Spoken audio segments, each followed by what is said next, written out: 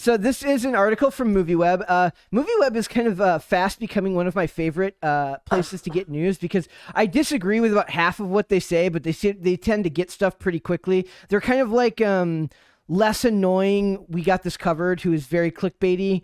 But they found this thing from Joe Manganiello. It says, Joe Manganiello's Deathstroke image provokes reaction from the Synderverse fans.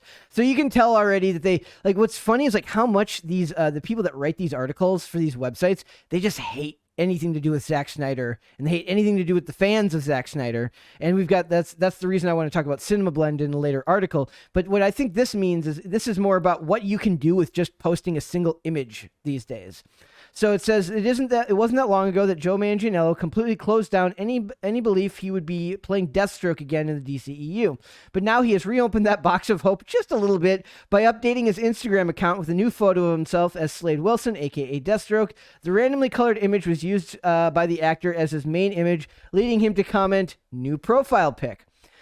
So first of all, that picture is actually pretty awesome for him. I actually like that a lot. It looks like somebody on a lot of drugs made that for him, like using their Photoshop for the first time. I love it. I'm here for it. I got some opinions about this, about what I think is going on. Okay.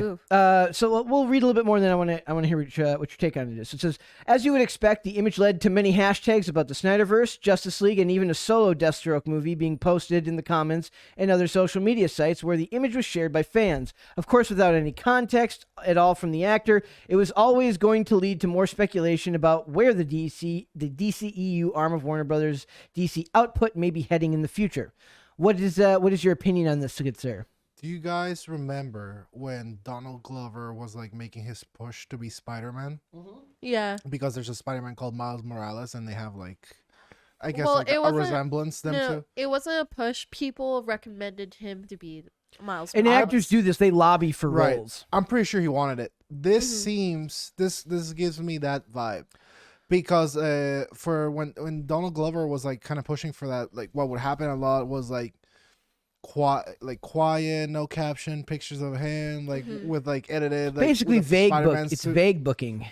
And this seems like it could be a fan picture or a carefully constructed marketing ploy to like get that role. He's a very big comic book fan. Like a huge, he's got like he's posted pictures with like his long boxes of like hundreds of thousands of comics. So he's a collector. All the more, right? Yes. So I believe this is an attempt to like create some organic buzz to then be like, hey, there's some excitement around this character. And they can do this now because of these studios who found the ultimate out in multiverses, meaning that they don't have to actually make any sense. Batgirl has J.K. Simmons, his version of Commissioner Gordon, which isn't in line with anything else that's going on. Like they're just mixing and matching.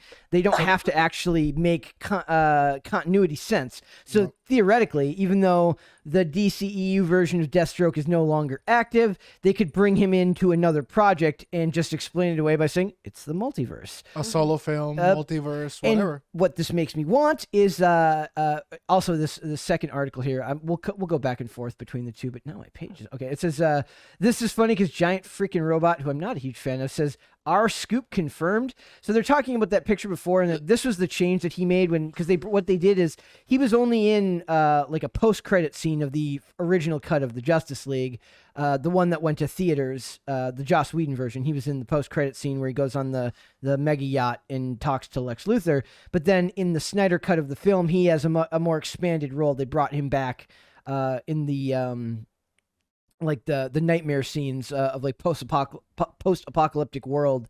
I watched the Snyder cut once. I actually really liked it, but it's just such a time commitment. I don't have the time to watch a 4.5-hour movie all the time. But I like him in this role mainly because he's got the aesthetic. He's really tall.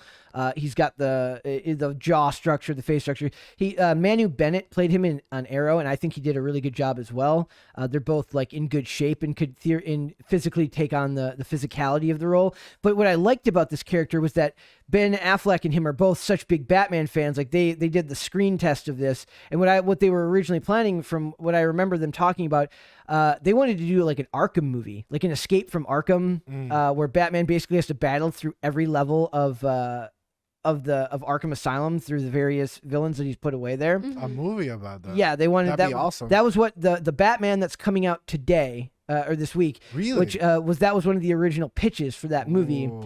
Was that, and then but this is an old article that I found where it says Joe Manganiello teases Ben Affleck's abandoned Batman story, and it was really dark. Basically, in this one, it was either that or they were going to do this one where he basically killed everyone in Bruce Wayne's life. He knows who he is, and he's just killing everyone that Bruce Wayne knows.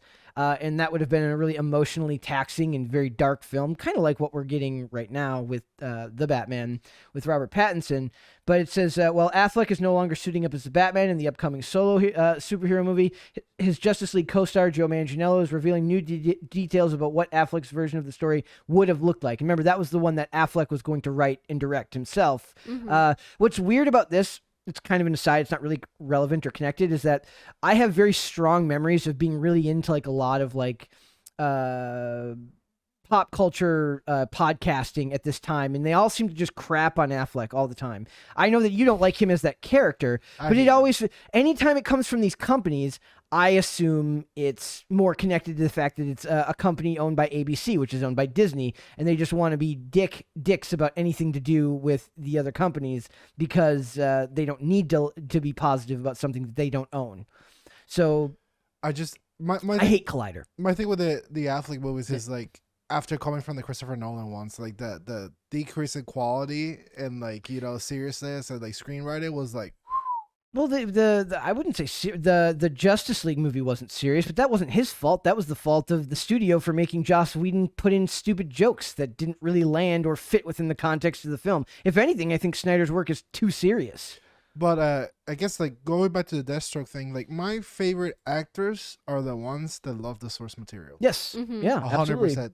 So if he's into it, if fans are into it, I mean, give it to him, honestly, because there's room now with an expanded multiverse. Let the dude have his. If they don't want to give him a movie, give him an HBO Max TV series. I would be do it. I would be more interested in seeing a Deathstroke live action HBO Max series than seeing like a Gotham City PD, like a GCPD series.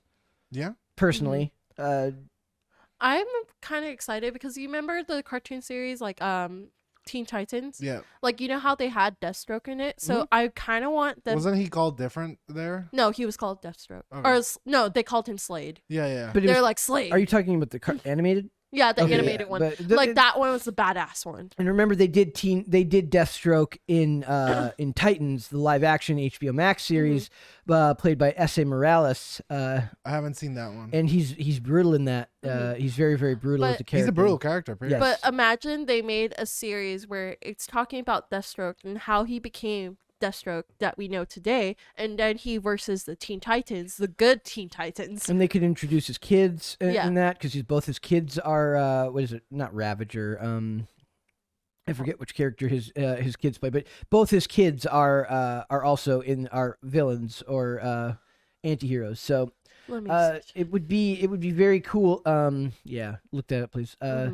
It says they're just talking about there's uncertainty. They're not sure where this would go, but I think you're right that this could definitely be him pushing to continue the momentum for it, especially since there really is no reason. I don't know if maybe he's doing it because it's perfectly timed around the release of the Batman, so the buzz is like up there right now. He's trying to ride the news cycle. Yep. So that's very smart of him. That's very, very smart of him. So his daughter is Rose Wilson, and then her half brother, Joseph Wilson. Joe Wilson, yes. That's specifically why I think this is like constructed. The number one sign for me was the no caption. The number two sign is like the timing. Yep. The timing is too perfect to have it not be something where it's clearly meant to move that. And like I said, I enjoy, like, from what I remember, I enjoyed his version of him in the Snyder cut. It was very sparse, but he looks so good, and looks go a long way for a character like this, because unlike like what they're doing with Master Chief, where they're going to take him out of the helmet, or like what they did with the Mandalorian, where they take him out of the helmet, this character can do both, and he doesn't even necessarily have to be in the suit the whole time. They can do a stunt person for all the action scenes if they need to, if it's a time commitment thing. So I just want to make a comment about the whole the Master Chief thing. I was talking to somebody about it, and they're really into the lore. Apparently, in the books, he does take it off a lot. Okay. So it's following along the lines like how in the books, like Are he the does- books considered canon, like with the games? It Is that a depends. common thing, Dane? The books. I don't know. It depends who you're talking to, but Okay. I want to say maybe they're following along the lines with the books. That I think that's giving these Hollywood types too much credit. I think they're just Usually books aren't canon. like Yeah. like the expanded universe for Star Yeah. Wars. Mhm. Yeah. A lot of Japanese role-playing games have books, and, Yeah. and it's like to like bank off the fandom, Mhm. Yeah. and Like then- Kingdom Hearts had their own. yeah, and they have to like after deny them, like, or retcon them. So Maybe he's gonna play Deathstroke turned Magic Mike character.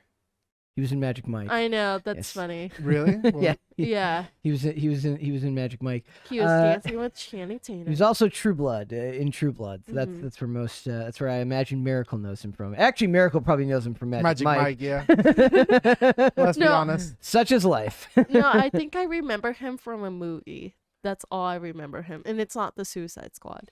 He was also in a random episode of White Collar that I was quite a big fan of, but that is besides the point. I He's just a- remember that chiseled chin. Yeah, he's got that jaw, man. It's like it's actually looks like his chin looks like it was designed for that mask for the mask that he wears. Maybe whoever designed Deathstroke was like, I want him to play. Yeah, well, he like I said, I think he lobbied for that character before he even got hired as it, and I don't know if he's like friends with Affleck or whatever, because I'm sure Affleck would have had like a lot He of kind of has a sinister voice for yeah, Deathstroke, Yeah. Yep. which is the most important part because Deathstroke usually has a mask on. So Yep. Yeah. Yep. It's all about the voice. Yep. All right. So I'm excited. I would like it's a good if you see more stuff like that happen where an actor can like come back something that they never thought they would get that role again. Like theoretically, you could bring back Christian Bale and do more Batman with him. I don't think you should. Oh yes, you should. dude. No, he's getting older now. Return the world to balance. It's all Ooh, things. Dane and Brett fight. Let's It's- go. Yeah. It's usually how it is. I'm saying that I just don't think they should because I don't want them to like. I don't trust the modern writer unless Nolan was to come back and write it. I would trust the writer if Nolan and his brother wrote it, that would be different. that would be wild. But like if Christian Bale jumps, like he's like an artiste, so if he jumps on it, I'd trust the direction. He would like he's an actor with enough sense that he wouldn't get on board unless it was actually good source material. He's a super serious one. He's a method actor. Like he gains weight and loses weight for roles. And... Oh, good for you. No, but like extreme, like super fat, super skinny, Yep. really buff. Like he does Yeah. anything. So Imagine his body going through all of that. yeah, And well, his body's dude, like, I hate you. He must be. who's it? John Robert Burke or John Riley Burke who did it for I don't know what movie it was, but he lost like it was like the most weight ever lost for a role, and he was skinnier than Bale was in Lawnmower Man. So That's wild. yeah, Wait, dude. He was Didn't- showing bones. Yeah. Didn't Joaquin Phoenix do the same thing for the role of Joker? Like he lost a lot of weight, Yeah. and then like all of a sudden, like his new role, like he's gaining a lot of weight. for Matthew it. McConaughey on the Dallas Buyers Club. Yep. Yeah. Yep. Like imagine that, like all those actors who do the extreme, like They get sick. yeah. It's brutal. Like respect. I respect it, but like I don't respect how Hollywood is like going at this rate. I have a mixed opinion on that because it tends to be. I have a lot of respect for the art form because it's not easy.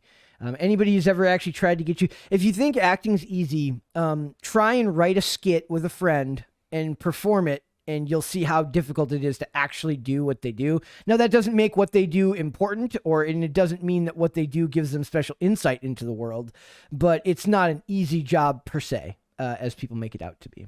So, especially if you have to like move, hit a mark, if the camera's moving as you're doing it, it's not necessarily an easy job. It's just actors make it very easy to dislike them these days. I mean, you always have to be like vouching for a job, which is like horrible in my head. I would never want it. Like that's Yeah, like me one of the neither. things. Like if I had been honest with myself when I went to school, because I went to school for film, if I had been honest with myself that it's going to be a career where you're going to have to literally always be looking for work, I'd have been like, F that. I wouldn't want that. And at best case scenario, you have like 3 good years, you know? And I'm not even talking about from an acting perspective. I'm saying like just from somebody who would have worked behind the scene, wanted to work behind the scenes, like editing, cameras, whatever. yeah, like you're always looking for work, so you're constantly unsure of yourself. Gotta join a bunch of unions, pay dues. Like, Yep. It's wild. Miracle. Nope. I just wanted to make my own clothing line. Well, that seems like it would have more job security once you actually get well known. But Yeah. I'm guessing like what, 1 in a gazillion actually end up famous. That's true. Well, I wanted to be one of those bizarre artists. That was my main goal. So like, I always said this to like my art teachers and art professors. Like, I don't care how I get my name out there. I'm getting my name out there to sell my brand and sell who I am. That's what I'm willing to do. Very determined of you. Yeah. Very And I determined. almost did it too, but at that point I was like, I don't have enough funding to buy the actual machine because I went on Alibaba before like the president disappeared.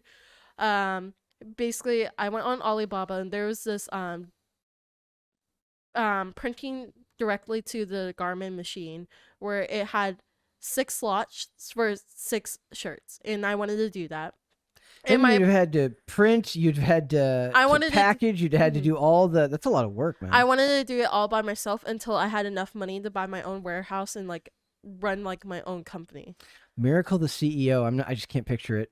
Like, no, it just depends how determined I want it. Yeah. I could actually do it. It could still happen. It could still happen So someday. you're young as hell. Yeah, I still can do it. And like, I have the resources to actually do it if I wanted to now. But nah, we're gonna stay on Timcast. Okay. I'm just joking. Maybe I might help Tim one of these days if he needs help. Thanks for watching this clip, guys. If you want to see full episodes or follow us on social media, links are in the description below. Bye. Bye.